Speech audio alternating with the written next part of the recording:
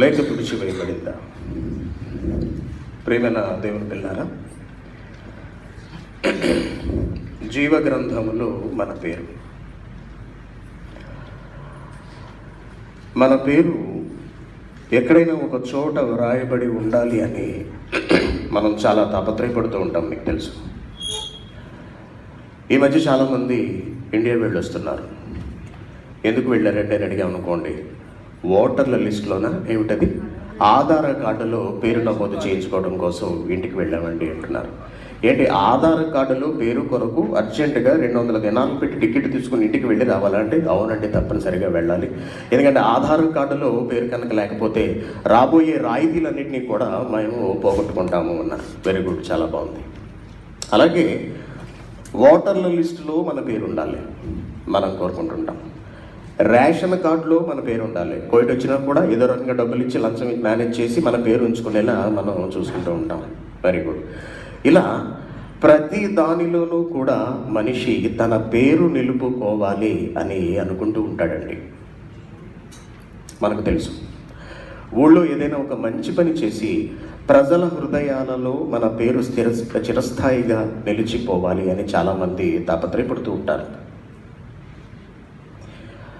ఇలా తన పేరుని గొప్పగా చెప్పుకోవటం కోసం, లేదా సమాజంలో నిలబెట్టుకోవటం కోసం 10 మంది తన పేరును తెలుసుకోవాలి, గుర్తించాలి అనే తాపత్రయంతో ఈ రోజున ఎందరో అత్యుత్సాహంతో రకరకాల విన్యాసాలకు, సాహసాలకు కూడా తెగిస్తున్నారు అనే సంగతి మనకు తెలుసు. ఎవరెస్ట్ శిఖరం ఎక్కడం. ఎవరెస్ట్ శిఖరం అంటే మామూలు మన ఇంటి దగ్గర ఉన్న పాపి కొండలు లాంటి కొండలు కాదండి. దాదాపు 8 కిలోమీటర్ల 8,848 మీటర్లు అనుకుంటా ఎత్తు దాన్ని ఎక్కాలి పైకి.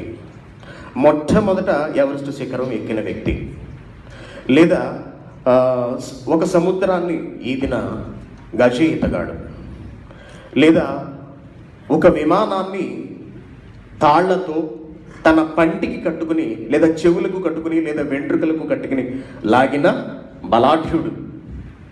వీళ్ళు ఇవన్నీ ఎందుకు చేస్తున్నారు అంటే, ఒక పుస్తకం ఉందండి. అదేమిటంటే Guinness book of the world records, లేదా Limca book of the world records. ఆ పుస్తకంలో తమ పేరు ఎక్కాలి, ఆ పుస్తకాలలోనికి పేరు వెళ్ళాలి అంటేనండి, ఆ వ్యక్తి చేసినది ప్రపంచంలో మరొకడు చేసి ఉండకూడదు. వాడొక్కడే, ఇక మరొకడు లేడు అనుకున్నప్పుడే ఆ వ్యక్తి పేరుని Guinness book of the world రికార్డులో కానీ, Limca book of the world రికార్డులో కానీ నమోదు చేస్తారు. అలా పేరు నమోదు చేసుకోవడం కోసం ఎందరో ప్రాణాలను పోగొట్టుకున్న వాళ్ళు ఉన్నారండి. మనకు తెలుసు, మనం చూస్తున్నాం. దేవుని పిల్లారా, అయితే దేవుడు అనేవాడు ఒకడు ఉన్నాడు అని, ఆ దేవుడు తనకు బ్రతుకునిచ్చాడని, తల్లి గర్భం నుంచి ఈ లోకంలోనికి తీసుకువచ్చి తనను ఒక మనిషిగా నిలబెట్టాడు అని, ఆ దేవుని జ్ఞాపకాలలో నేను ఉండాలి అని ఏమండి, ఆ దేవుడు వ్రాసుకున్న పుస్తకములో తన పేరు నమోదు కావాలి అనే సంగతి ఈ రోజున మనిషి కనీసం తెలుసుకోలేకుండా ఉన్నాడండి. మీరు